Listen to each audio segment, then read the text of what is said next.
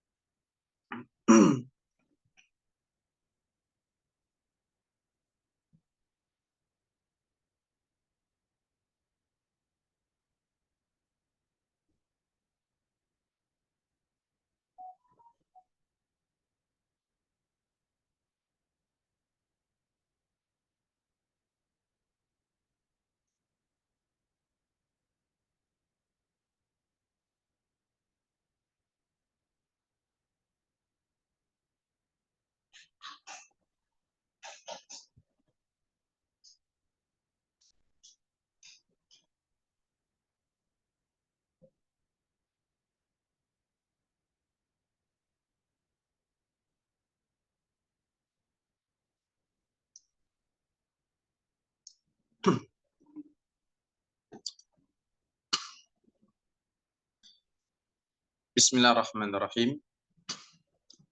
Assalamualaikum warahmatullahi wabarakatuh. Innal hamdalillah nahmaduhu wa nasta'inuhu wa nastaghfiruh wa na'udzu billahi min shururi anfusina wa min sayyiati a'malina. Man yahdihillahu fala mudilla lahu wa man yudlil fala hadiya lahu. Wa asyhadu an la ilaha illallah wahdahu la syarika lahu wa asyhadu anna Muhammadan abduhu wa rasuluh. Allahumma salli wa sallim wa zid wa barik wa an'im ala rasulina wa habibina Muhammadin wa ala alihi wa ashabihi wa man sara ala nahjihi ila yaumiddin, amma ba'd. Qala Allah ta'ala fil Qur'anil Karim, ya ayyuhalladzina amanu taqullaha haqqa tuqatih wa la tamutunna illa wa antum muslimun. Muslimin dan muslimat, Bapak dan Ibu, saudara-saudari seagama yang saya cintai karena Allah Subhanahu wa taala. Mari kita senantiasa bersyukur kepada Allah Jalla Jalaluh yang telah memberikan kita karunia-Nya, nikmat-nikmat-Nya, dan berbagai macam kemudahan yang kita rasakan pada saat ini. Kalau bukan karena Allah Subhanahu wa taala, mustahil kita akan melakukan ketaatan kepadanya.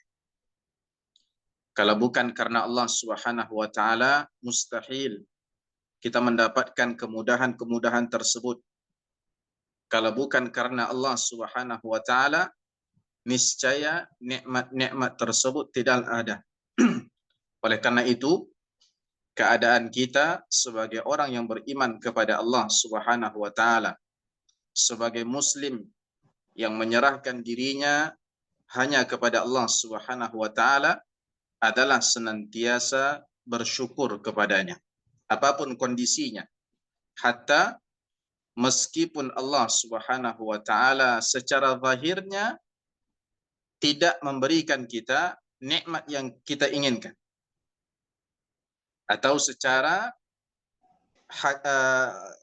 faktanya Allah Subhanahu wa taala malah memberikan kepada kita musibah yang datang secara berturut-turut. Namun ketahuilah bahwasannya semua perbuatan Allah Subhanahu wa taala, semua ketetapan Allah Subhanahu wa taala dan apa yang Dia takdirkan adalah baik. Ya, adalah baik. Memiliki hikmah di sebalik itu semua, baik kita ketahui ataupun tidak. Oleh sebab itu, Jadilah kita hamba-hamba yang senantiasa bersyukur kepada Allah Subhanahu wa taala, dan itu pun memerlukan nikmat yang lain yang disebut taufik dan pertolongan dari Allah Subhanahu wa taala. Maka sering meminta kepada Allah, ya Allah, auzi'ni an ashkura ni'mataka allati an'amta alayya. Ya Allah, karuniakan kepadaku rasa syukur, ya, sikap atau perbuatan senantiasa bersyukur atas segala limpahan nikmat yang Engkau berikan kepadaku, ataupun kepada orang tua kita, ataupun kepada anak-anak kita, ataupun orang-orang yang kita cintai. Ya, karena bersyukur itu sendiri merupakan ibadah, dan ibadah membutuhkan taufik dari Allah Subhanahu wa taala. Mudah-mudahan Allah Subhanahu wa taala senantiasa memberikan kita pertolongan dan taufiknya untuk senantiasa berubudiyah, melakukan ketaatan dan banyak amal soleh di dunia ini. Amin ya rabbal alamin.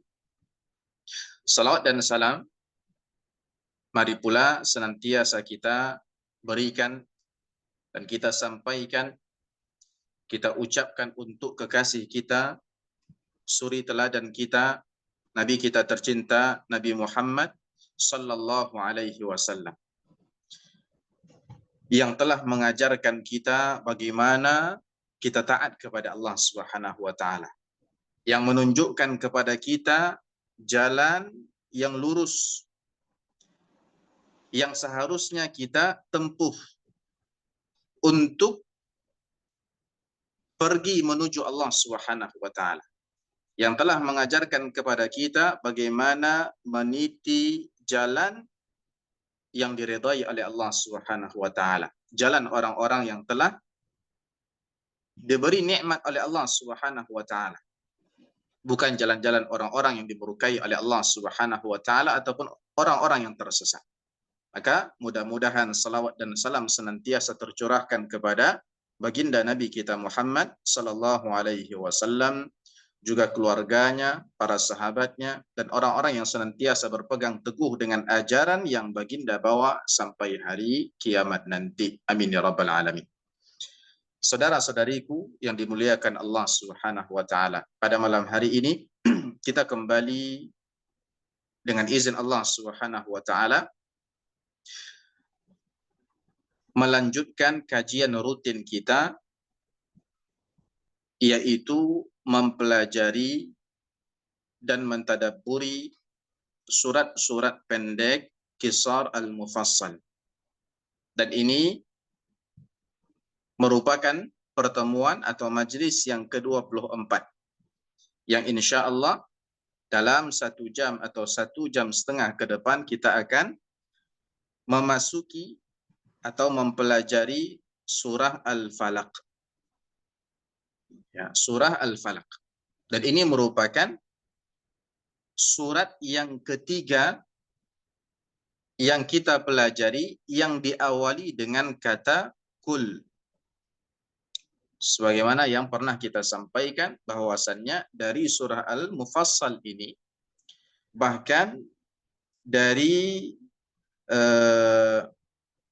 dari surah Al-Mufassal ini ada 4 surat yang diawali dengan kata kul.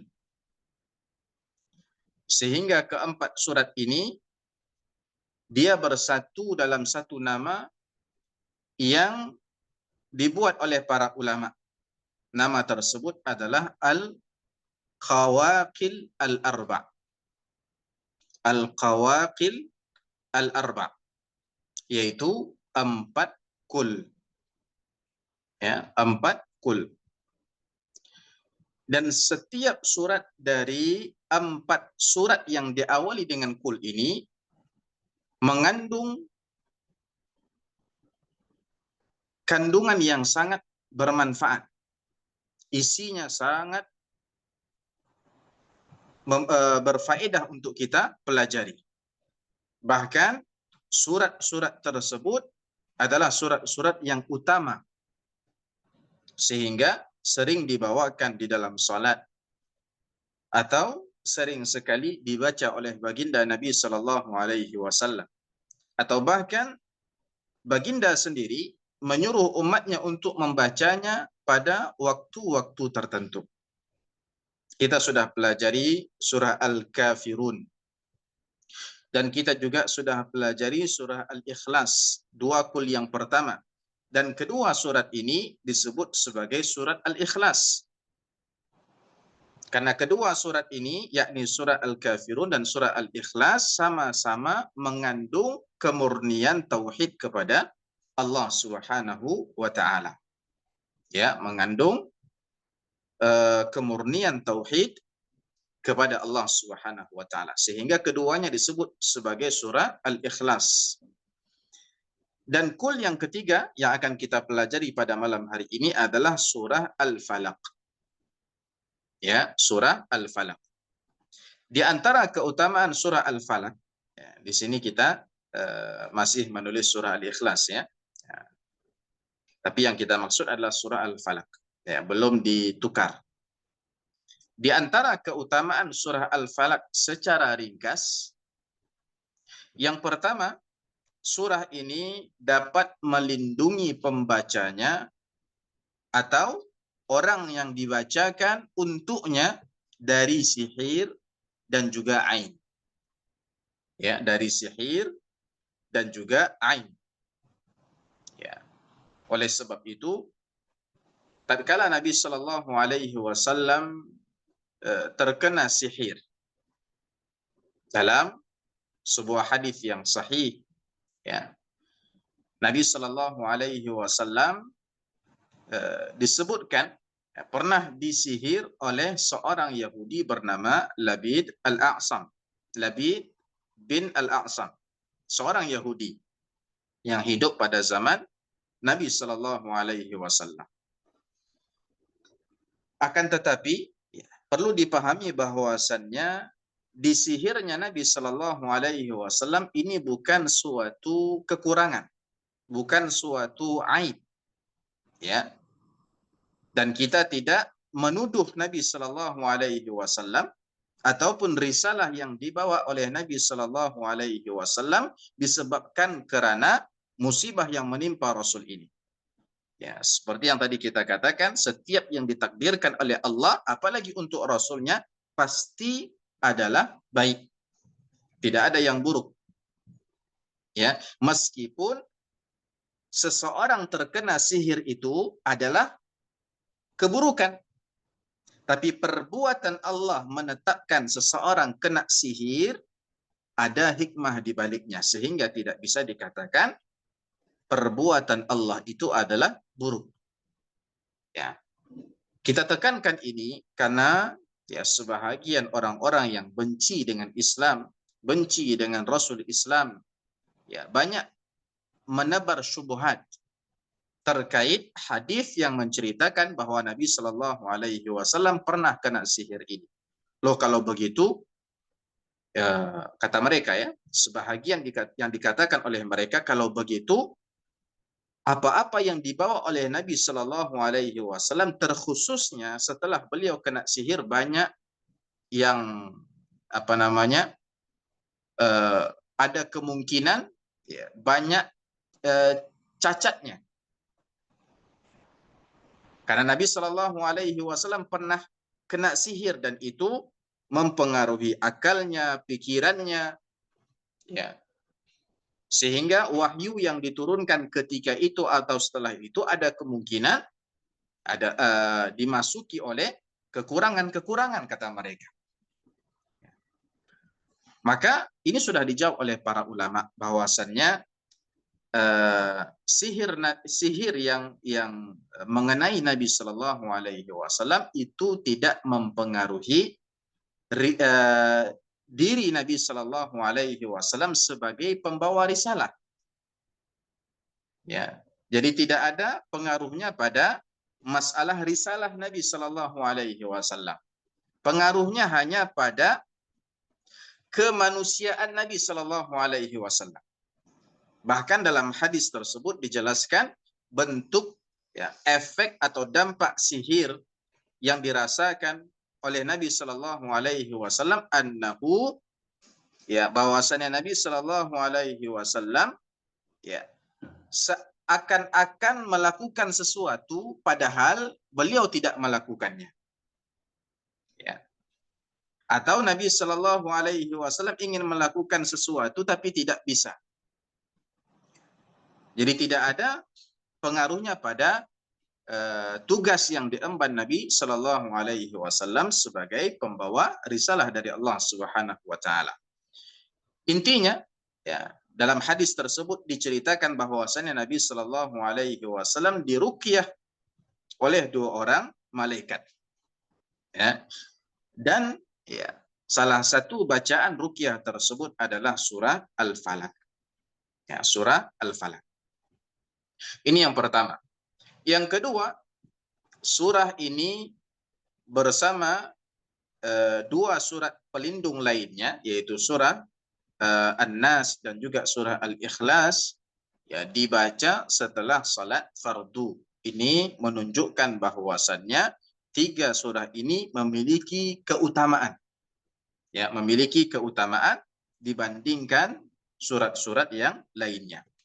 Kemudian yang ketiga, ya, ketiga surat tadi, yaitu surah Al-Ikhlas, surah Al-Falaq, dan surah An-Nas, juga dianjurkan untuk dibaca pada saat zikir pagi dan petang, ya, sebagaimana yang datang pada beberapa riwayat. Keutamaan selanjutnya, ya, dalam riwayat, ya, yang sahih dari Aisyah radhiyallahu anha, Nabi Shallallahu Alaihi Wasallam apabila beliau sakit, ya, apabila beliau sakit, maka beliau meruqyah dirinya dengan surah Al-Falaq ini, ya, dengan surah Al-Falaq ini. Atau kalau seandainya ada salah seorang dari anggota keluarga beliau yang sakit, maka beliau akan membacakan surah Al-Falaq ini kepada keluarganya tersebut atau untuk keluarganya tersebut. Ya, begitu juga dengan surah An-Nas dan juga surah Al-Ikhlas. Artinya, ya, surah Al-Falaq ini memiliki keutamaan yang sangat besar. Ya, surah ini sangat istimewa.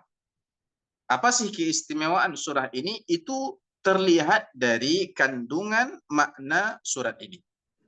Sebagaimana yang nanti kita akan lihat. Sebagaimana surah Al-Kafirun, surah Al-Ikhlas, bahkan dikatakan membacanya setara atau sebanding dengan sepertiga Al-Quran, sebagaimana yang sudah kita bahas. Itu kenapa? Karena kandungannya. Ya, ayat kursi, ayat yang paling agung di dalam Al-Quran. Kenapa begitu? Ya karena kandungannya.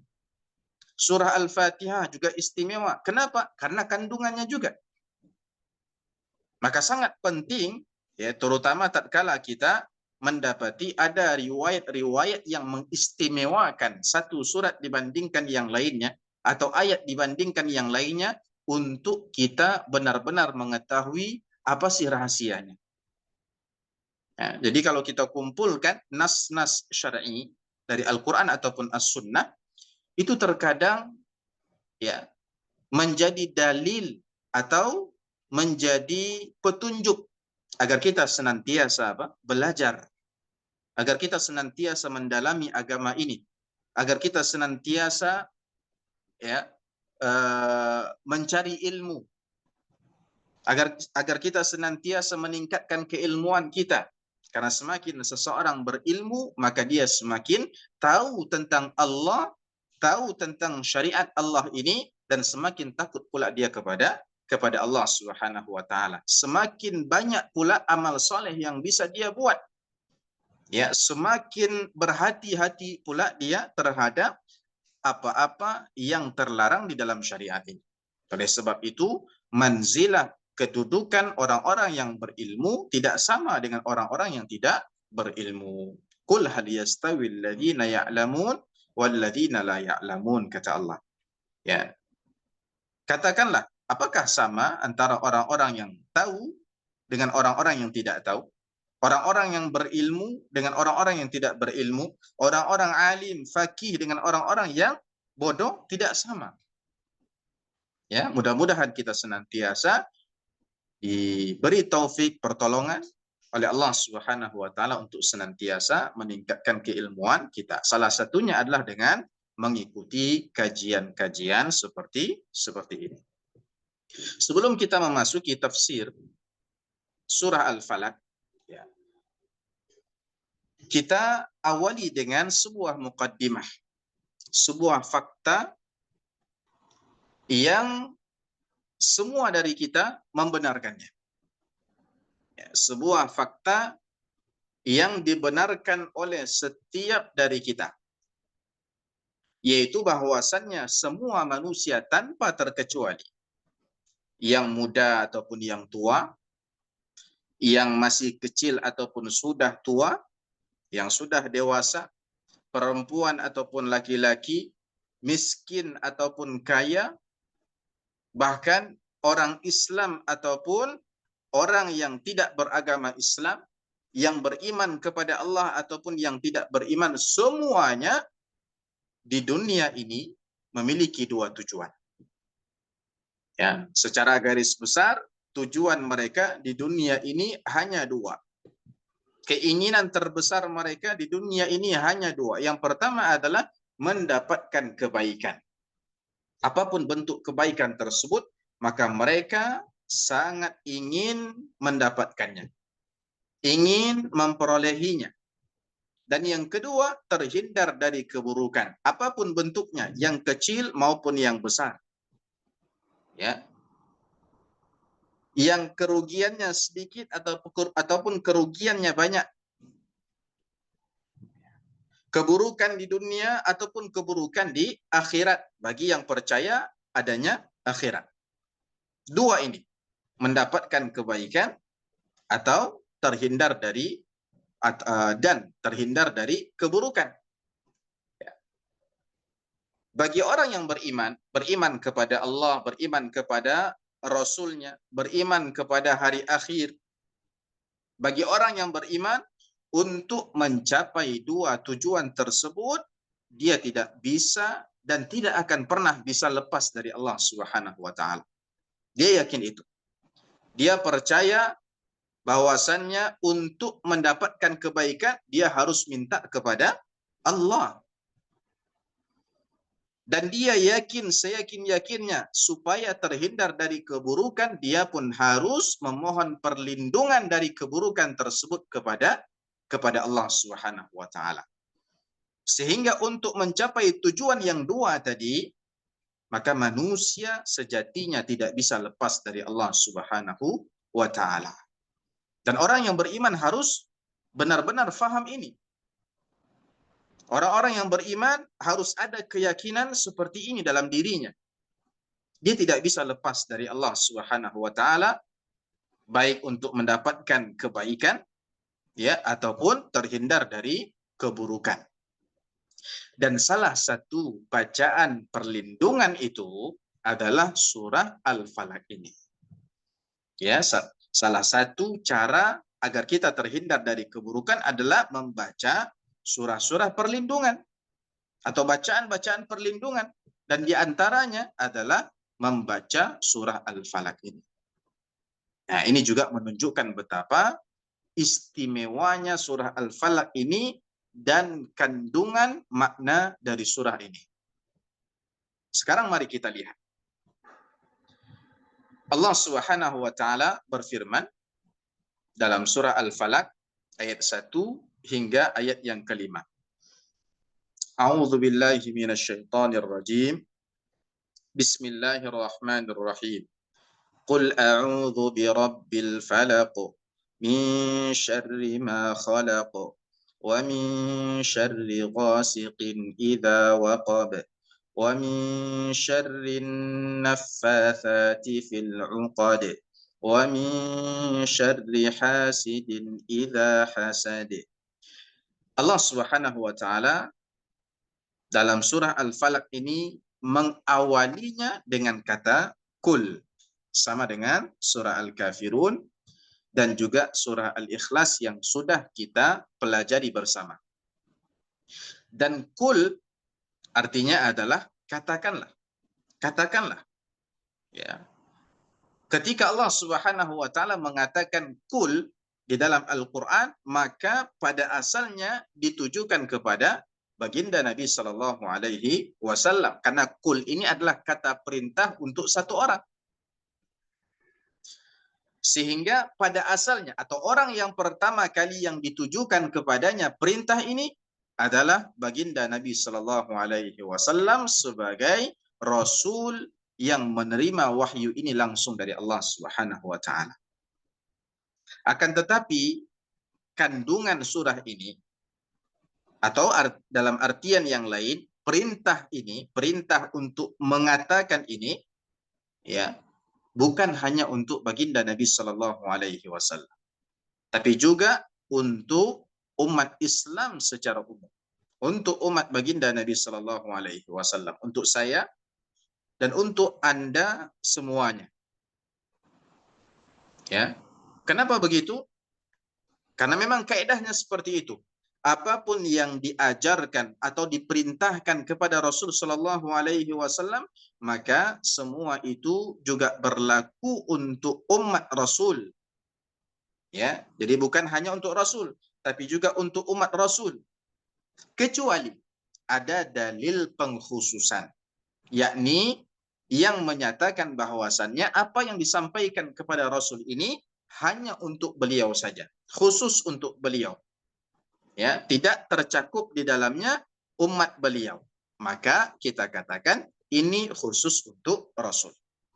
Selagi tidak ada dalil khusus, maka apapun yang disampaikan kepada Nabi, apapun yang diperintahkan kepada Nabi, apapun yang diajarkan kepada Nabi Shallallahu alaihi wasallam itu bersifat umum. Artinya berlaku juga untuk kaum muslimin yang beriman kepada Nabi Shallallahu alaihi wasallam, yang membaca Al-Qur'anul Karim. Ya. Nah, dalam ayat yang pertama ini, ya, apa yang diperintahkan Allah Subhanahu wa taala kepada kita semua? Allah mengatakan, "Qul," katakanlah, "A'udzu birabbil falak." A'udzu, aku berlindung. Jadi Allah Subhanahu wa taala di sini menyuruh kita semua untuk berlindung. Atau dalam bahasa Arab, ya, sering disebut dengan isti'adah. Ya, memohon perlindungan. Allah menyuruh kita melalui surah Al-Falaq ini untuk memohon perlindungan. Ya, untuk memohon perlindungan. Dan perlu kita ketahui, tatkala kita memohon perlindungan atau kita beristi'adzah, ya, biasanya ada dua rukun penting yang menjadi pokok dari permohonan perlindungan itu, yang menjadi asas, ya, dibangunnya di atasnya perbuatan isti'adzah itu. Apa itu? Yang pertama adalah kepada siapa permohonan perlindungan itu diajukan. Ya, tatkala saya mengatakan a'udzu, saya berlindung atau saya memohon perlindungan kepada siapa? Ini pertama. Ya, kepada siapa? Dan yang kedua, dari apa? Ya. Kepada siapa kita berlindung dan dari apa kita berlindung? Nah, pada ayat yang pertama ini Allah Subhanahu wa taala menyuruh kita supaya berlindung kepada Rabbul Falak. Kepada Rabbnya atau Tuhannya Al-Falak. Dan pada surah Al-Ikhlas kita sudah jelaskan apa arti Rabb. Rabb itu artinya adalah pencipta. Ya, Khalik. Rabb juga bermakna penguasa, Malik. Ya, atau ya bisa Malik. Ya, pemilik itu pun Malik. Ya. Dan pengatur. Ya. Pengatur, mudabbir. Ya. Atau man lahul amar, ini penguasa. Sesiapa yang urusan ada di tangannya. Dia berkuasa atas segala sesuatu. Inilah Rabb, pencipta, penguasa, pemilik, dan pengatur. Ya, tatkala kita katakan Rabbus samawati wal ard, Rabbnya langit-langit dan bumi. Artinya apa? Rabb atau penciptanya langit-langit dan bumi, pengaturnya langit-langit dan bumi, penguasa dan pemilik langit-langit dan bumi. Itu makna kata Rabb. Adapun al-falak, maka menurut kebanyakan ahli tafsir, artinya adalah waktu subuh. Sehingga Rabbul Falak artinya apa? Pencipta, penguasa, pemilik, dan pengatur waktu subuh. Siapakah itu? Dialah Allah Subhanahu wa Ta'ala. Dialah Allah Subhanahu wa Ta'ala. Ya, hanya kepada Allah Subhanahu wa Ta'ala kita memohon perlindungan.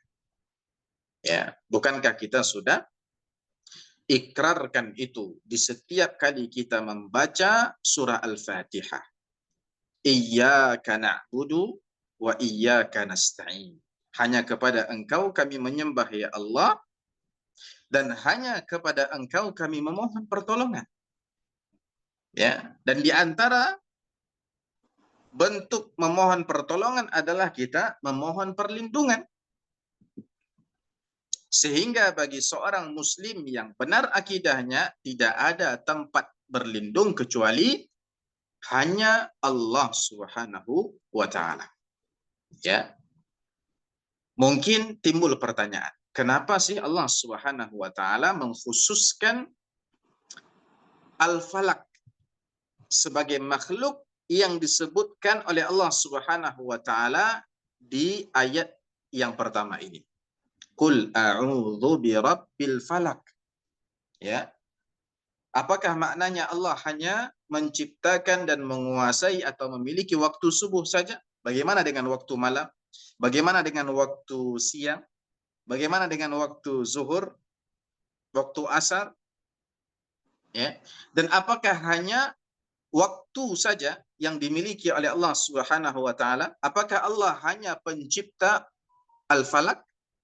Tidak, tentunya. Kita tahu bahwasanya di ayat yang lain kadang Allah mengatakan Rabbul Alamin. Rabbnya alam semesta. Alam semesta artinya mencakup semua makhluk Allah Subhanahu wa Ta'ala. Rabbus samawati wal ard. Ya. Rabbul arshil azim. Ya. Rabbnya arash. Ingat, di dalam Al-Quran tatkala Allah Subhanahu wa Ta'ala menyebutkan salah satu makhluknya, itu tujuannya adalah supaya kita yang membaca Al-Quran memberikan perhatian kepada makhluk tersebut. Dalam artian yang lain, ada sesuatu yang Allah ingin kita memperhatikan, yang Allah ingin kita memperhatikannya melalui makhluknya tadi. Ya. Kita sudah banyak mempelajari makhluk-makhluk Allah di dalam Kisar Al-Mufassal ini melalui apa? Melalui sumpah-sumpah Allah. Dari wadduha wal laili idza saja, kemudian wattini wazzaitun. Ya, ada wal adiyati dhabha, ya, dan seterusnya. Ya. Ada inna a'tainakal kautsar. Ya. Allah sebutkan secara khusus, artinya ada sesuatu yang sepatutnya kita perhatikan. Baik di dalamnya terdapat keistimewaan ataupun keutamaan, atau mungkin ada rahasia yang perlu kita ketahui, yang darinya bisa kita ambil hikmah dan pelajarannya, atau mungkin sesuatu yang ingin Allah yang Allah ingin kita memperhatikan, itulah sesuatu yang di dalamnya terdapat pelajaran berharga bagi kita. Ya, seperti Allah menyebut ya secara khusus beberapa makhluknya yang diazab, makhluknya yang dilaknat. Ya, maka apa rahasia pada Al-Falak ini? Kenapa disebutkan Al-Falak atau waktu subuh secara khusus di ayat ini? Rahasianya, menurut sebahagian ulama, bahwa waktu subuh merupakan awal terbitnya sebuah cahaya. Setelah malam yang gelap gulita, malam yang berkepanjangan,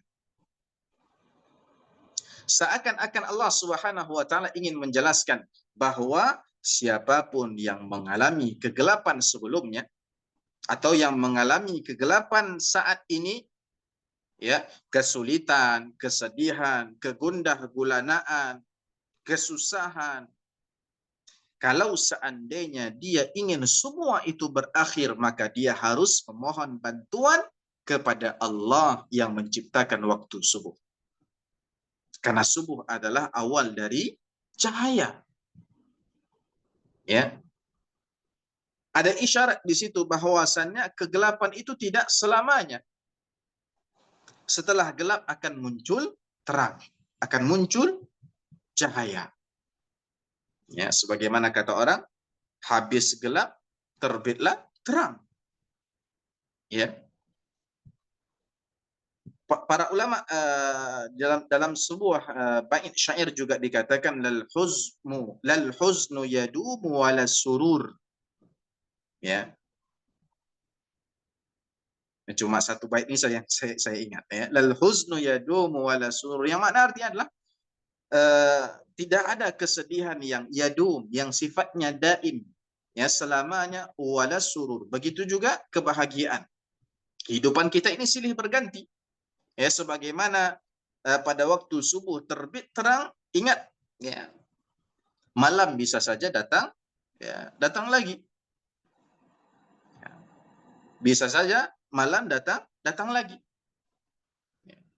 Tapi di sini Allah Subhanahu wa taala mengisyaratkan bahwasannya setelah gelap, setelah sulit, setelah sedih, setelah kegundah gulanaan, setelah bersusah-susah, setelah musibah, insya Allah akan terbit cahaya. Ya, setelah kesulitan pasti ada kesenangan. Setelah kesedihan ada kegembiraan. Ya, setelah kegundah gulanaan ada, ya, rasa bahagia, rasa tenang, kelapangan dada. Ya, semua itu tidak ada yang abadi. Semuanya akan berakhir. Ya, oleh sebab itu dalam Al-Quran banyak sekali kita membaca atau mendapatkan ayat-ayat yang maknanya bahwasanya Allah Subhanahu wa taala mengeluarkan orang-orang dari zulumat, ya, kepada an-nur. Ya. Jadi zulumat ini adalah simbol keburukan. Simbol keburukan yang tidak disukai oleh orang-orang, yang semua manusia ingin terhindar darinya tadi. Sedangkan an-nur adalah simbolnya kebaikan, simbolnya harapan, simbol kebaikan yang ingin diperoleh oleh setiap manusia tadi. Jadi seakan-akan Allah ingin menyampaikan di sini bahwasannya barang siapa yang ingin terhindar dari keburukan, yang ingin segala kesulitan hidupnya berakhir, maka hendaknya dia memohon bantuan kepada Allah Jalla Jalaluh yang menciptakan waktu subuh. Yang di tangannya lah, ya, cahaya, yang menciptakan terang, yang menciptakan kegembiraan, yang menciptakan kelapangan, yang menciptakan kebaikan, yang menciptakan rasa senang, rasa bahagia, yang menciptakan kenikmatan. Ya, dan pada ayat-ayat selanjutnya, ayat yang kedua dan yang ketiga, Allah menjelaskan dari apakah permohonan perlindungan itu kita ajukan kepada Allah. Jadi ini dua rukun isti'adzah tadi. Kepada siapa kita berlindung, dan yang kedua, dari apa kita berlindung. Ya, kepada siapa kita berlindung? Jawabannya ada di ayat yang pertama tadi, yaitu kepada Allah Subhanahu wa taala, bukan yang lain. Ya. Atau berlindung kepada Allah dan dalam waktu yang sama berlindung juga kepada selain Allah Subhanahu wa taala. Tidak akan diterima oleh Allah Subhanahu wa taala perlindungan seperti ini. Permohonan perlindungan seperti ini. Kemudian dari apa kita berlindung kepada Allah? Nah, dijelaskan oleh Allah Subhanahu wa taala pada ayat-ayat selanjutnya. Ya, secara umum ya, Allah Subhanahu wa taala menyuruh kita untuk memohon perlindungan kepadanya dari 4 hal atau dari 4 keburukan. Ya. Yang pertama, sebagaimana disebutkan pada ayat yang kedua, min syarri ma khalaq, dari kejahatan makhluk yang dia ciptakan. Yang kedua, ya, wa min syarri ghasiqin idza waqab, dari keburukan malam apabila telah gelap gulita. Yang ketiga, wa min syarri naffatsati fil 'uqad, dari keburukan para penyihir yang meniup pada tali-tali buhul.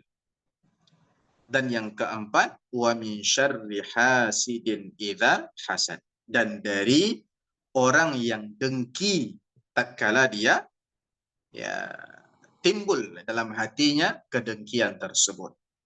Jadi dari 4 inilah Allah Subhanahu wa taala di dalam surah Al-Falaq ini menyuruh kita berlindung darinya. Kenapa? Ada apa dengan 4 ini?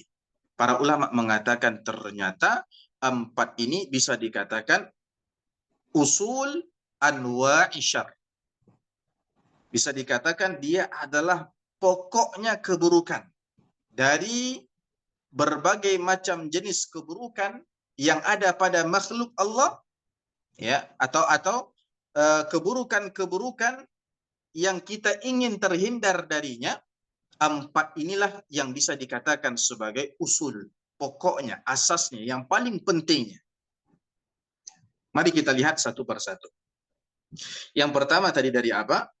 Ya, sebagaimana disebutkan dalam ayat yang kedua ini, min syarri ma khalaq, dari kejahatan apa yang Allah ciptakan. Ya, Allah menyuruh kita untuk memohon perlindungan kepadanya dari kejahatan atau keburukan segala makhluknya.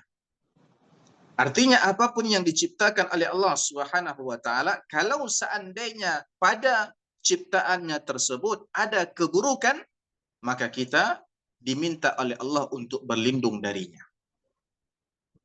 Ya. Makhluk ciptaan Allah itu ditinjau dari apakah dia baik ataupun buruk, atau apakah di dalamnya terdapat kebaikan atau keburukan, dapat dibagi menjadi 3. Yang pertama, makhluk ciptaan Allah yang hanya ada kebaikan pada dirinya. Ya, murni baik, tidak ada keburukan pada dirinya. Contohnya apa?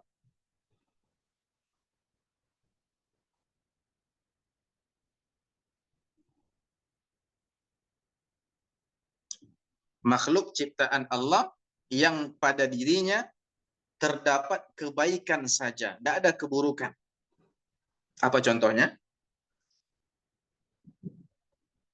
Saya yang jawab ya. Contohnya adalah malaikat. Ya, malaikat diciptakan oleh Allah Subhanahu wa taala sebagai makhluk yang murni baik. Ya. La ya'sunallaha ma amarahum wa yaf'aluna ma yu'marun. Ya. Sifat malaikat itu dia tidak menentang terhadap apapun yang diperintahkan Allah kepadanya, wa yaf'aluna ma yu'marun, dan apapun yang Allah perintahkan dia pasti laksanakan sesuai dengan yang diinginkan oleh Allah Subhanahu wa taala. Begitu juga surga. Surga murni baik. Tidak ada yang orang yang berlindung dari bagian manapun dari surga. Tidak ada. Ini jenis yang pertama, dari makhluk Allah. Jenis yang kedua adalah yang murni buruk. Hanya ada keburukan pada dirinya. Contohnya adalah neraka, ya, atau iblis, ya, syayatin, ya, syaitan-syaitan. Ya. Yang ketiga, ada makhluk Allah, ciptaan Allah yang bercampur padanya kebaikan dan keburukan.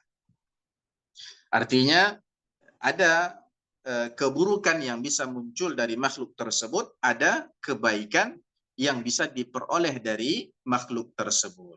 Ya. Contohnya apa? Contohnya ya kita manusia, ya, ataupun apa namanya, api. Api ada buruknya, ada faedahnya, ya, dan lain-lain. Nah, kenapa Allah Subhanahu wa taala menciptakan yang buruk? Mungkin sebahagian dari kita timbul di benaknya pertanyaan seperti itu. Kalau seandainya Allah bisa menciptakan yang buruk, bisa menciptakan yang baik, kenapa Allah ciptakan yang buruk? Kenapa tidak diciptakan baik saja semuanya? Tentunya semua itu pasti ada hikmahnya. Ya, pada asalnya apapun yang dilakukan oleh Allah, yang dibuat oleh Allah Subhanahu wa taala itu tidak layak untuk kita tanya. Ya. Karena Allah Subhanahu wa taala fa'alul lima yurid. Allah Maha melakukan apapun yang Dia inginkan. La yus'alu amma yaf'al wa hum yus'alun. Allah tidak ditanya tentang apa yang diperbuatnya, ya, tapi kitalah yang patut untuk ditanya. Kenapa kita buat ini? Ya, kenapa buat itu? Nah, akan tetapi jawaban yang pasti dari pertanyaan tersebut bahwasannya apapun yang dibuat oleh Allah Subhanahu wa taala pasti ada hikmahnya. Pasti ada kebaikan yang diinginkan oleh Allah Subhanahu wa taala di sebalik itu semua. Jadi cara kita memahami itu adalah ciptaan Allah itu memang ada yang buruk, iblis buruk, ya, syaitan buruk, neraka buruk. Tapi perbuatan Allah menciptakan keburukan itu, menakdirkan adanya ciptaannya yang buruk itu merupakan suatu kebaikan, bukan keburukan. Ya. Apa di antara hikmahnya? Nah, hikmah ini sebenarnya ada yang bisa kita ketahui, yang bisa kita fahami, dan boleh jadi hikmah tersebut tidak kita ketahui. Ya. Inilah butuhnya iman di dalam hati. Ya.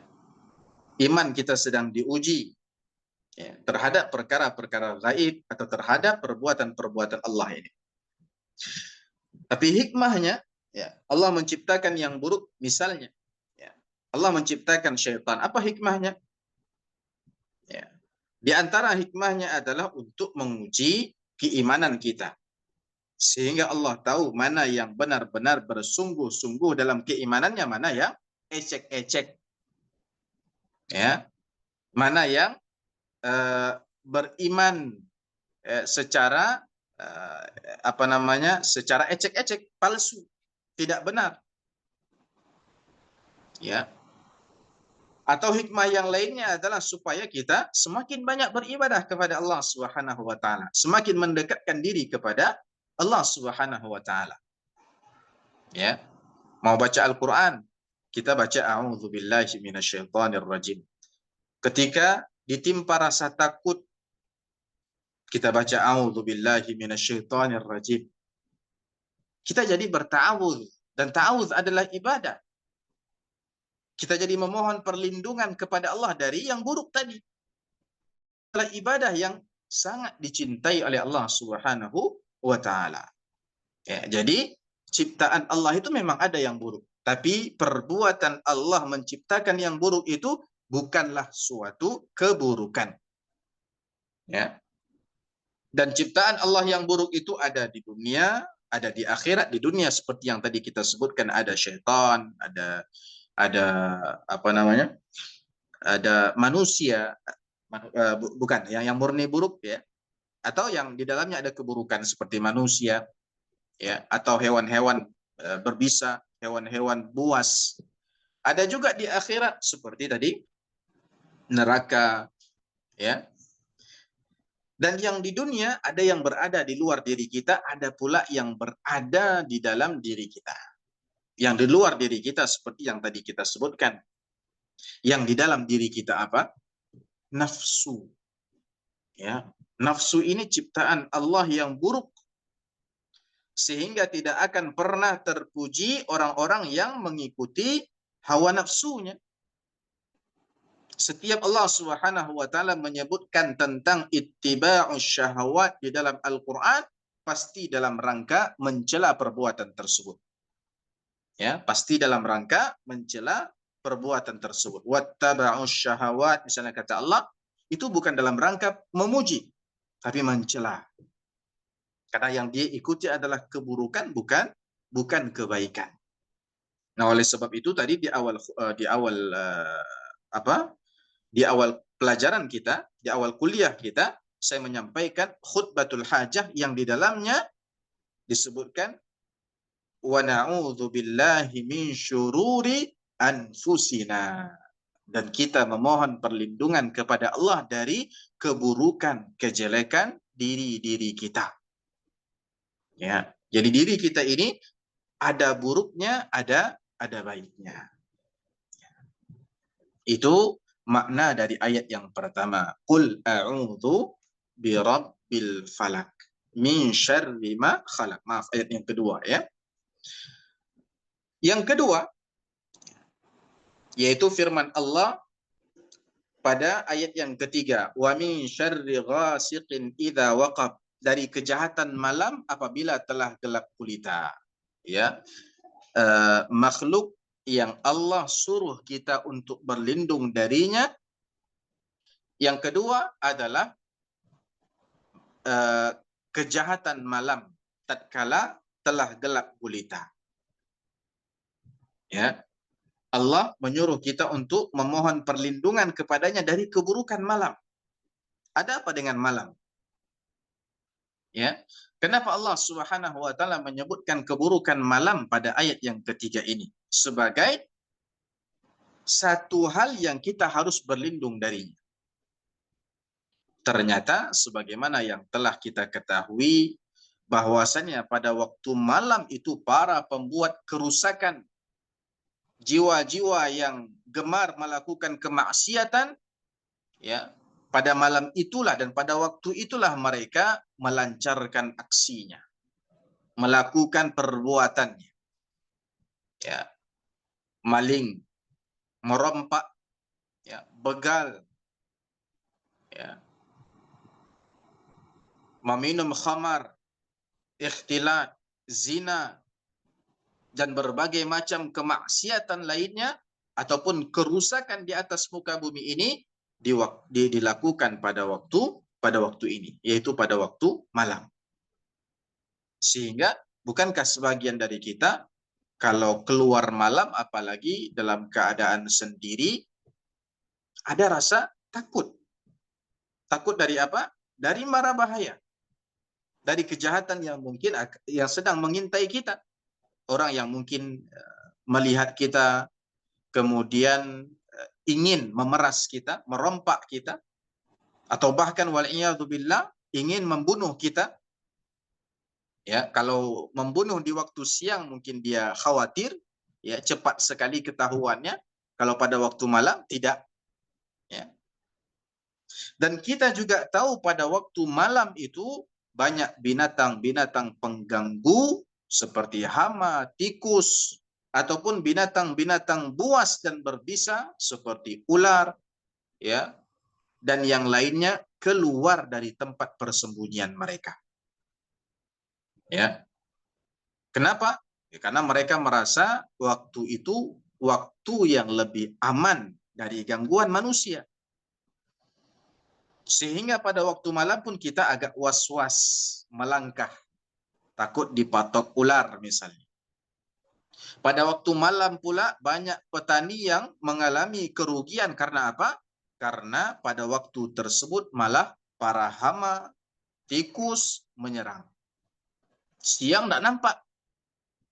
Ya, karena siang ada cahaya.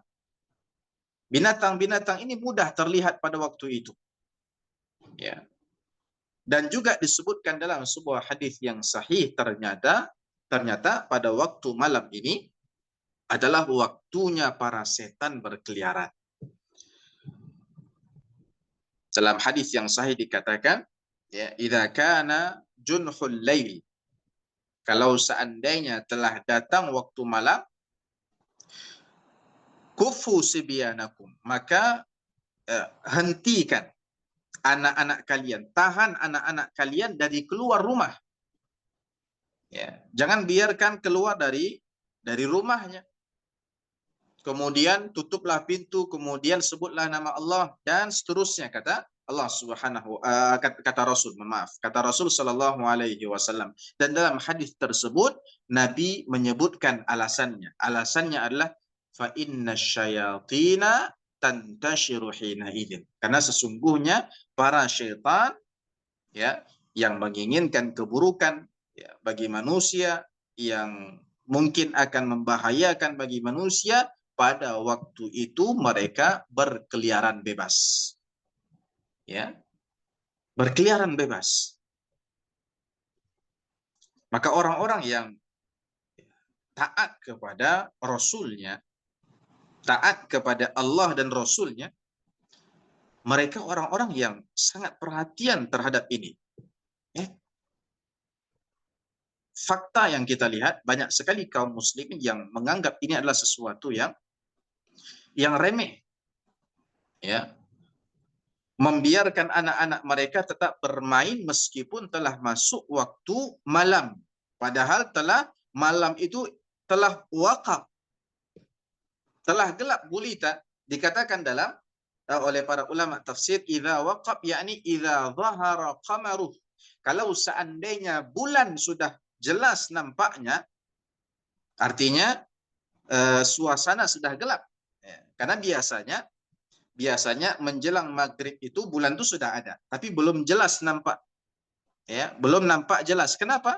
Karena belum terlalu gelap. Nah, idza waqab ini ketika telah gelap, ya, kurang lebih ketika waktu maghrib tiba. Tahan anak-anak kita, jangan biarkan berkeliaran. Ya. Kata Nabi Shallallahu Alaihi Wasallam, sampailah datang waktu isya, atau dalam sebuah riwayat idza dhahabat sa'atun minal isya, ya, kurang lebih, ya. Artinya adalah kalau seandainya telah berlalu 1 jam dari isya, ya, 1 jam dari isya. 1 jam ini bukan 60 menit, ya. Ya, karena ini sesuatu yang baru, ya, bukan yang dipahami oleh orang-orang Arab dulu. Kalau orang-orang Arab dulu memahami saat itu, kalau kita konversikan ke bilangan 1 jam sekarang ini, kata para ulama kurang lebih 45 menit. 40 sehingga 45 menit. Ya. Kalau sudah datang waktu itu, maka silakan. Artinya keburukan pada saat itu lebih sedikit dibandingkan tatkala malam baru masuknya. Nah, ini petunjuk Nabi, dan sebaik-baik petunjuk adalah petunjuk beliau. Dan tidak akan pernah berjaya, tidak akan pernah beruntung orang-orang yang menyelisihi petunjuk baginda Nabi Shallallahu Alaihi Wasallam. Makanya kita dapati banyak anak-anak yang tiba-tiba sakit, ya, tidak diketahui, tidak ada sebab-sebab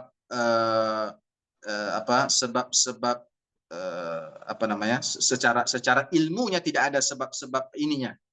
Ya, maksudnya anak tiba-tiba demam, ya, padahal ya, tidak habis banyak minum es misalnya, tidak banyak minum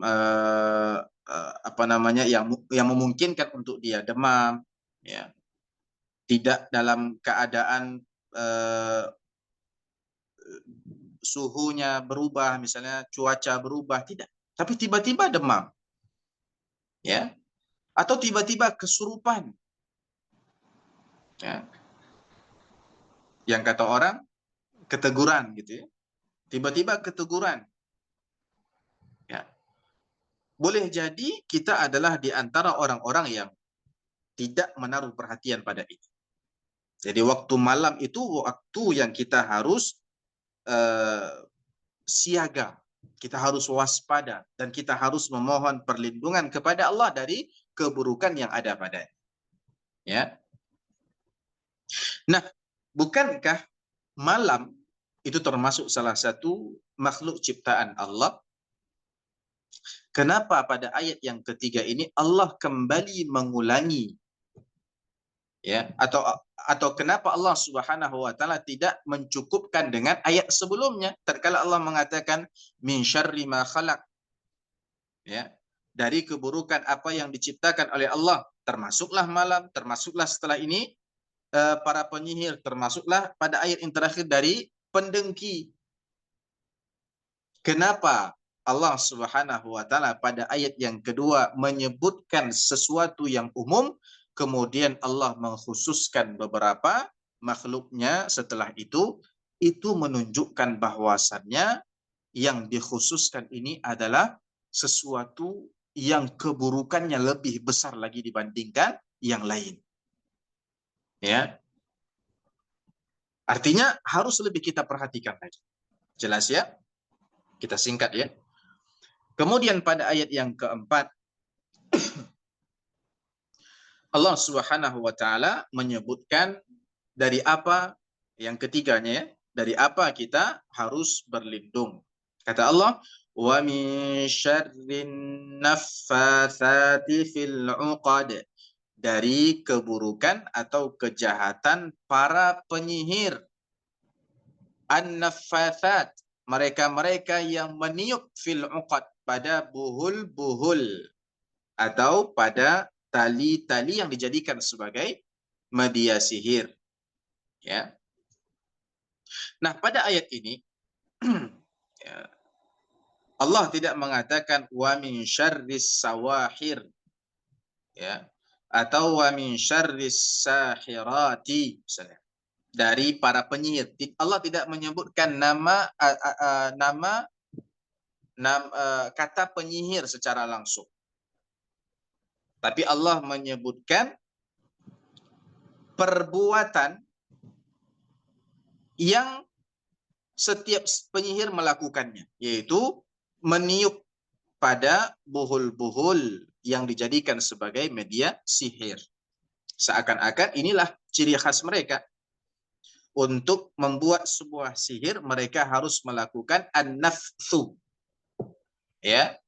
Kemudian ditiupkan pada buhul-buhul atau media-media sihir. Ya, apapun itu. Tapi biasanya tiupan itu dilakukan pada tali-tali, ya, yang kemudian diikat, ya, yang kemudian diikat. Baik.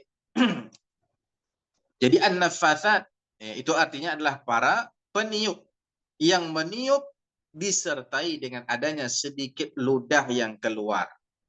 Ditiupkan pada apa? Pada media-media tertentu yang pada ayat ini disebutkan al-uqad, buhul-buhul yang berupa tali. Ya, tali. Nah, di sini disebutkan disertai dengan adanya sedikit ludah. Jadi bukan meniup yang keluar hanya angin, ya. Bukan tiupan yang keluarnya hanya angin. Kalau tiupan yang keluarnya hanya angin, itu dalam bahasa Arab disebut an-nafkhu. Nun, fa, kha. Kalau ya, jadi dia meniup yanfukhu. Saya meniup anfukhu. Di sini Allah menyebutkan nafasat dari kata nafasa, yanfuthu. Artinya adalah meniup dengan sedikit ludah yang keluar. Ya. Saya kurang pasti apa bahasa Indonesia yang sesuai untuk kata an-nafsu ini. An-nafsu meniup yang disertai dengan adanya sedikit ludah yang keluar. Ya, kalau dulu kita ketahui dari waktu kita masih kanak-kanak, ya, mendengar lagu Mbah Dukun, ya, di situ disebutkan menyembur, ya, menyembur. Kalau maksud menyembur ini yang disembur adalah air yang sudah dimasukkan ke dalam mulut itu tidak harus. Ya, ya, ya saya juga tidak tahu tentang sihir, tapi bukan itu maksud an-nafsu. Ya, atau meludah itu bukan meniup ya. Meludah ya benar-benar mengeluarkan ludah. Ya, benar-benar mengeluarkan ludah, tidak ada angin. Ya. Apakah menyembur ini mewakili makna an-nafsu? Wallahu ta'ala alam. Yang penting an-nafsu adalah meniup disertai dengan adanya sedikit ludah. Ya. Dan menariknya di sini, yang menjadi perbincangan oleh para ulama, an-naffatsat ini merupakan bentuk kata mu'annas. Ya, bentuk kata mu'annas. Digunakan kata mu'annas menurut sebahagian ulama karena pada zaman itu kebanyakan penyihir adalah dari kalangan wanita. Mu'annas ini maksudnya yang biasanya digunakan untuk wanita ya. Feminim ya, feminim. Ya. Contohnya muslim, ini mudzakkar, maskulin. Kemudian mu'annasnya adalah muslimah, mukmin, mukminah. Naffatsat ini mu'annas. Ya, mu'annas. Sehingga timbul pertanyaan, apakah penyihir itu adalah para wanita, para perempuan? Ya. Menurut sebahagian ulama benar. Ya, bahwasannya para penyihir yang dimaksud di sini adalah para penyihir wanita. Kenapa dikhususkan para penyihir wanita? Menurut mereka, ya, sebahagian ulama ini ternyata pada zaman itu, bahkan boleh jadi sampai zaman sekarang, kebanyakan penyihir adalah dari kalangan wanita. Bahkan saya rasa pun di alam Melayu ini, Nusantara ini pun yang terkenal banyak ya, sebagai penyihir itu adalah para wanita. Sehingga mungkin di benak kita atau masih teringat lagi oleh kita gambaran nenek sihir, kemudian di depannya kuali berisi ramuan dia baca-bacakan. Ya, selalu penyihir ini digambarkan dengan gambaran seorang wanita sehingga kita mengenal nenek sihir tapi tidak mengenal kakek sihir. Ya. Kenapa wanita yang banyak? Wallahu taala. Ya, itu menurut sebahagian ulama. Menurut ulama yang lain, ya, disebutkan penyihir perempuan dikarenakan sihir buatannya para perempuan itu lebih kuat dibandingkan sihirnya para penyihir laki-laki. Ya. Menurut mereka itu dikarenakan kekuatan sihir ini, seberapa besar berpengaruhnya suatu sihir itu mengikut seberapa buruknya jiwa penyihir itu. Semakin gelap hati dia, semakin tinggi level maksiat ya si penyihir ini, maka semakin kuat sihir yang dia hasilkan. Ya. Dan apakah wanita ya, atau penyihir wanita memang ya, hatinya lebih kelam, lebih gelap, ya, keburukan yang ada pada diri dia memang lebih besar dibandingkan penyihir laki-laki? Wallahu taala a'lam. Ini berdasarkan sebahagian pendapat sebahagian ulama. Ada juga yang berpendapat, dan saya lebih cenderung pada pendapat ini, dan pendapat ini insya Allah lebih kuat, ya, bahwa muannasnya kata tersebut, yakni an-naffathat, itu sebagai sifat bagi kata al-arwah atau al-anfus, ya, yang dianggap ada di situ. Seakan-akan Allah mengatakan wa min syarril arwahin naffathat atau wa min syarril anfusin naffathat, dari jiwa-jiwa penyihir yang meniup. Nah, dalam bahasa Arab al-arwah, al-anfus ini muannas. Sifatnya an-naffathat yang disifati al-arwah dan al-anfus. Dalam kaidah bahasa Arab, sifat dan yang disifati jenisnya harus sama. Ya. Ini yang lebih tepat. Kenapa? Sehingga ayat ini jadi umum, ya, atau kata ini bermakna umum. An-naffatsat ini bukan hanya penyihir perempuan, tapi juga tercakup padanya penyihir laki-laki. Ya, karena yang dimaksud bukan penyihir perempuan di sini, tapi jiwa-jiwa penyihir yang meniup, baik itu penyihirnya laki-laki ataupun penyihir perempuan. Ya. Kemudian yang kelima, wa min syarri hasidin idza hasad. Keburukan yang keempat yang Allah Subhanahu wa taala suruh kita untuk memohon perlindungan kepadanya darinya, yaitu dari kejahatan orang yang dengki apabila dia dengki. Ya, dari keburukannya para pendengki. Ya, dalam dunia atau dalam kehidupan kita di dunia ini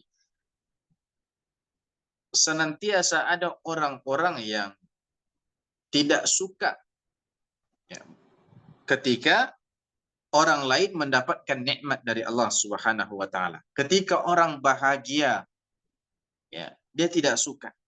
Dan inilah yang disebut dengan hasad atau iri atau dengki. Yakni perasaan tidak senang, perasaan tidak suka dalam hati seseorang yang timbul tatkala melihat orang lain mendapatkan nikmat, mendapatkan kebahagiaan, mendapatkan rezeki, ya, mendapatkan anugerah. Inilah hakikat dari dengki. Baik, ya, perasaan tidak senang tatkala melihat kebahagiaan orang lain tadi diiringi dengan adanya harapan bahwa nikmat tersebut segera lenyap darinya, ataupun tidak. Sekedar kita melihat saudara kita, ya, baru beli mobil misalnya, ya, kemudian kita tidak suka, ya, dengki, iri, ya, tidak suka melihat dia mendapatkan mobil baru, tidak suka dia punya uang banyak, tidak suka dia mendapatkan prestasi, tidak suka dia mendapatkan beasiswa, ya. Atau bersamaan dengan ketidaksenangannya itu dia berharap nikmat tersebut lenyap atau berpindah tangan kepadanya. Ya, kalau sekedar tidak senang, ya, kalau sekedar tidak senang, ya, ini saja sudah dibenci di dalam agama kita, ini saja sudah dianggap sebagai hasad, ya. Apalagi kalau diiringi dengan keinginan lenyapnya nikmat tersebut dari saudara kita itu. Ini syarru anwa'il hasad. Ini adalah jenis hasad yang paling buruk. Yang paling buruk. Masih mending ketika kita, meskipun hasad tidak ada yang baik, ya, tapi masih mending, ya, kita sekedar tidak senang, tapi tidak berharap nikmat tersebut hilang dari dia. Bahkan masih mending lagi kita tidak suka nikmat tersebut, ya, dia dapatkan, dan kita pengen nikmat itu berpindah ke kita juga, tanpa menginginkan nikmat tersebut lenyap dari dia. Masih mending juga ini. Ini sudahlah tidak suka, pengen nikmat tersebut berpindah tangan kepada kita, dan kita berharap pula nikmat yang ada pada dia sekarang itu segera lenyap. Ya. Ini benar-benar kedengkian yang busuk. Ya. Kita harus berlindung dari keburukan dengki yang seperti ini. Ya. Dan secara tidak langsung juga di sini Allah Subhanahu wa taala menginginkan agar kita tidak mempunyai kedengkian seperti ini terhadap saudara kita. Ingat, yang disebutkan di sini adalah keburukan-keburukan yang sangat buruk di antara banyaknya keburukan yang diciptakan oleh Allah Subhanahu wa taala. Ya, bahaya kedengkian ini. Terkadang bahkan bisa menyebabkan ya orang yang kita dengkikan itu ya, mendapatkan musibah ya, yang kita sebut sebagai ain, ya, mendapatkan musibah. Ya, pada akhirnya mobil baru tadi tiba-tiba rusak, ya, tidak lama masanya, ya, tiba-tiba apa namanya kecelakaan. Dan setiap dari kita punya potensi iri. Setiap dari kita, ingat, setiap dari kita punya potensi untuk iri dan dengki kepada orang lain. Nah, jujur saja, ketika kita melihat ada orang yang mendapatkan nikmat yang sangat kita inginkan, adakah perasaan iri di situ? Atau pengen juga, nah, minimal ya, pengen juga Allah memberikan apa yang telah diberikan kepada orang tersebut. Ya, meskipun mungkin belum mencapai tahap kita tidak senang bahwa dia mendapatkan nikmat tersebut, tapi sekedar kita pengen juga gitu. Ya, kenapa dia dapat saya tidak dapat gitu kan ya? Itu sudah menjadi potensi yang boleh saja menghantarkan seseorang kepada dengki. Ya, kepada dengki. Ya. Boleh jadi nanti jadinya dengki yang apa namanya hasad yang tercela seperti yang tadi kita ceritakan, boleh jadi ya, boleh jadi dia menjadi atau menghantarkan kepada hasad yang diperbolehkan. Ya, hasad yang diperbolehkan, dengki atau iri yang diperbolehkan atau yang diistilahkan oleh para ulama sebagai ghibthah. Nah, berbeda hasad sama ghibthah. Ya. Kalau ghibthah itu adalah hasad yang diperbolehkan. Ya, sebagaimana yang ditunjukkan di dalam beberapa hadis, Nabi Shallallahu Alaihi Wasallam mengatakan, tidak boleh hasad kecuali pada dua hal, yaitu pada seseorang yang diberi oleh Allah Subhanahu Wa Taala ilmu, diajarkan kepadanya berbagai macam ilmu, kemudian dia mengamalkan ilmunya tersebut. Boleh kita berharap, saya juga pengen alim seperti dia, ya. Cuma pengen ya, tidak timbul di dalam hati kita perasaan tidak suka. Saya tidak suka dia semakin meningkat keilmuannya. Nah, kalau ini sudah masuk kepada kedengkian yang tercela. Dan yang kedua kata Nabi, kepada seseorang yang Allah berikan rezeki, harta benda yang banyak, lalu apa yang dia gunakan pada harta bendanya tersebut, dia infakkan di jalan Allah Subhanahu wa taala siang dan malam. Ya. Kita boleh iri sama orang pengen seperti dia juga. Nah, pengen seperti dia juga. Tanpa berharap nikmat tersebut hilang dan lenyap dari orang tersebut. Ya. Maka orang yang beriman, ya, dalam menyikapi potensi tadi, dia harus berusaha melawannya. Ya. Harus berusaha melawannya. Dengan cara apa tadi? Ya, dengan cara jangan sampai timbul di dalam hati kita harapan, ya, atau keinginan nikmat tersebut lenyap, ya, dari orang yang mendapatkannya. Ya. Ini wa min syarri hasidin idza hasad. Apakah semua hasad buruk? Tidak. Ya. Oleh sebab itu kalau teman-teman perhatikan, ya, kalau saudara-saudari perhatikan ayat yang kelima, wa min syarri hasidin, din ada tanwin ya. Kemudian pada ayat yang keempat, wa min syarrin naffatsati, tidak ada tanwin, ya, karena pakai alif lam. Kemudian pada ayat yang ketiga, wa min syarri ghasiqin, tanwin lagi, ya,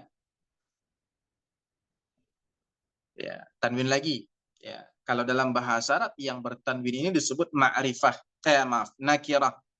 Ya. Kalimatnya umum. Yang pakai alif lam tidak bertanwin seperti an-nafathat tadi, dalam bahasa Arab disebut ma'rifah. Sudah khusus pembicaraannya. Sebahagian ulama dalam kitab tafsir mereka menyebutkan apa sih rahasia bahwasannya sebahagian perkara atau keburukan yang kita minta perlindungan darinya kepada Allah tadi, sebahagiannya ada yang disebutkan sebagai kata yang ma'rifah, yaitu an-nafathat. Ada juga yang nakirah, ghasiqin, dan juga hasidin. Ya. Kenapa? Bahkan min syarri ma khalaq ini pun bisa dikatakan nakirah. Ya. Kenapa ada yang nakirah, ada yang ma'rifah? Ternyata rahasianya pada jenis makhluk yang tadi kita ceritakan. Jenis makhluk berdasarkan apakah pada dirinya ada keburukan atau kebaikan, atau kedua-duanya ada. Ya. Yang nakirah ini yang ada tanwin ternyata adalah makhluk Allah, ciptaan Allah, yang padanya ada keburukan, ada kebaikan. Tidak murni buruk. Ya, seperti hasad tadi sudah kita jelaskan. Apakah hasad itu murni buruk? Tidak. Ternyata Rasul mengizinkan dua macam hasad. Ya. Ada iri yang diperbolehkan. Begitu juga ghasiqin. Apakah waktu malam keseluruhannya ya itu adalah waktu yang buruk? Ya. Tidak juga. Ya, tidak juga. Ternyata ada kebaikan juga yang disimpan oleh Allah, yang diletakkan oleh Allah pada waktu malam. Ya. Sebaik-baik salat sunnah kapan? Salat sunnah yang dikerjakan pada waktu malam, salat tahajud, qiyamul lail. Atau bahkan ibadah secara umum yang dilakukan pada waktu malam adalah ibadah-ibadah yang ganjarannya besar. Kenapa?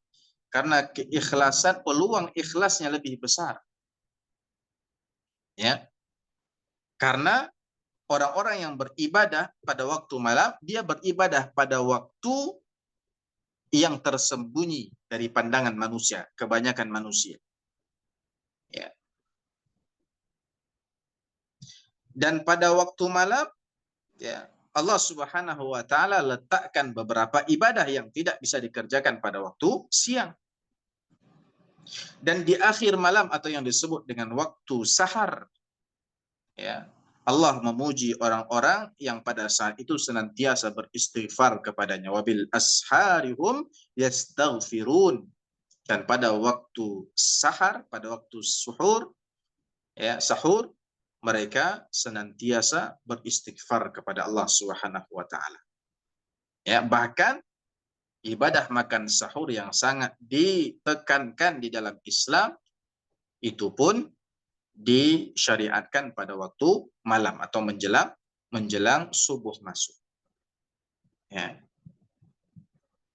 Namun tidak kita pungkiri bahwasannya banyak keburukan yang terjadi pada waktu malam, dan dari keburukan itulah yang kita diminta, disuruh oleh Allah untuk memohon perlindungan kepadanya. Ya. Adapun an-naffathat, ya, para penyihir yang meniup-niup tadi dengan mantra-mantra tertentu pada media-media tertentu, maka tidak ada kebaikan pada hal ini. Ya, artinya para penyihir itu murni keburukan, sihir itu murni keburukan. Ya. Sihir murni keburukan. Jadi inilah 4 hal yang Rasul Shallallahu Alaihi Wasallam dan kita secara umum umat beliau disuruh oleh Allah Subhanahu Wa Taala untuk memberikan perhatian kepadanya, ya, dan berlindung kepada Allah Subhanahu Wa Taala darinya. Mudah-mudahan tafsir ringkas atau tadabbur ringkas terhadap surat Al-Falaq pada malam hari ini memberikan manfaat yang banyak kepada kita semua, dan mudah-mudahan Allah Subhanahu wa taala menjadikan ini ilmu yang bermanfaat bagi kita, yang mewariskan amal perbuatan. Ya, setelah ini kita benar-benar senantiasa bergantung kepada Allah Subhanahu wa taala. Banyak keburukan yang mengintai kita di sana di sini, ya, sehingga seharusnya ya, membuat kita semakin bertawakal kepada Allah Subhanahu wa taala, semakin kencang ya beribadah kepada Allah, semakin sering beristi'adzah, tidak lalai terutama di waktu-waktu tertentu yang Allah tekankan, atau di waktu-waktu tertentu yang memang kita disuruh oleh Allah Subhanahu wa taala untuk membaca bacaan-bacaan perlindungan, ya, baik dengan bacaan-bacaan yang disebutkan dalam Al-Qur'an ataupun dalam sunnah Nabi Sallallahu Alaihi Wasallam. Kita cukupkan sampai di sini. Apabila ada pertanyaan, silahkan ditanyakan.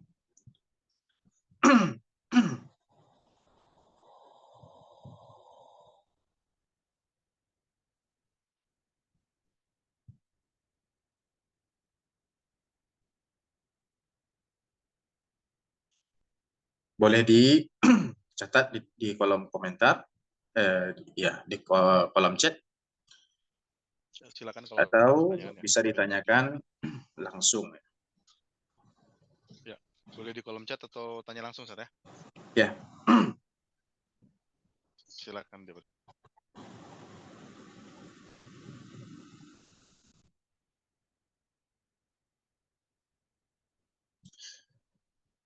Sambil menunggu, ini adalah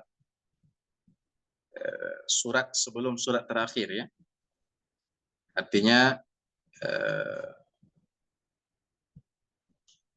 ini boleh jadi adalah majelis sebelum majelis terakhir, atau ya pertemuan sebelum pertemuan yang terakhir.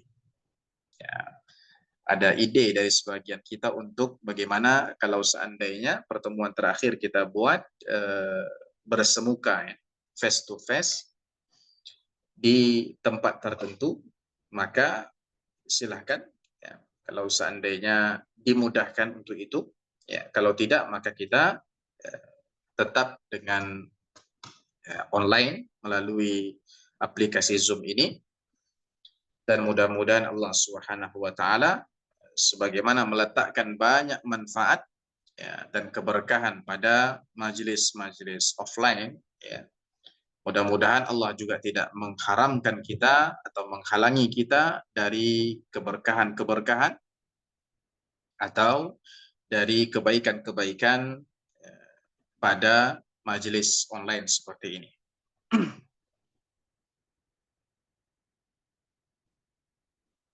Nah, tampaknya tidak ada pertanyaan yang masuk.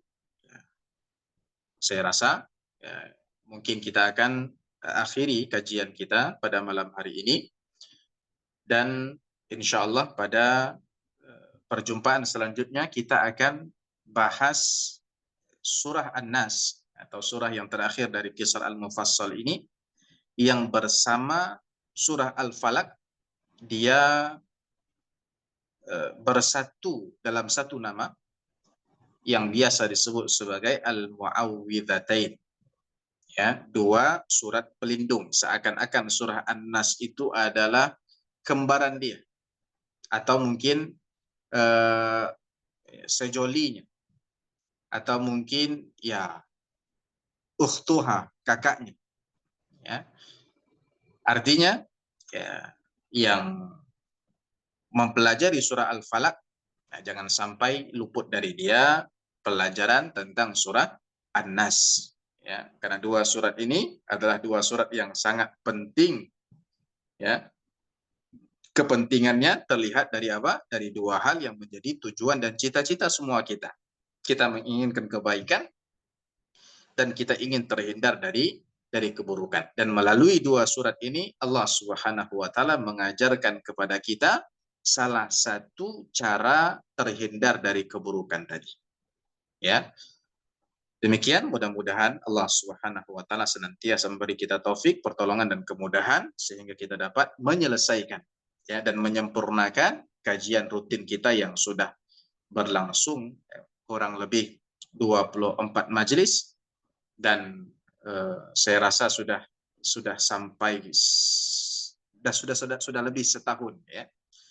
Ya, sudah lebih setahun, Yes. ya, setahun beberapa bulan Yes. ya. Mudah-mudahan Allah Yes. Subhanahu wa taala sebagaimana mengizinkan kita untuk bisa memulainya dalam keadaan baik, dan mudah-mudahan Allah izinkan kita untuk menyelesaikannya dalam keadaan yang lebih baik lagi. Amin ya rabbal alamin. Aqulu qauli hadza wa jazakumullahu khairan. Terima kasih banyak atas perhatiannya, terutama MC-nya ini.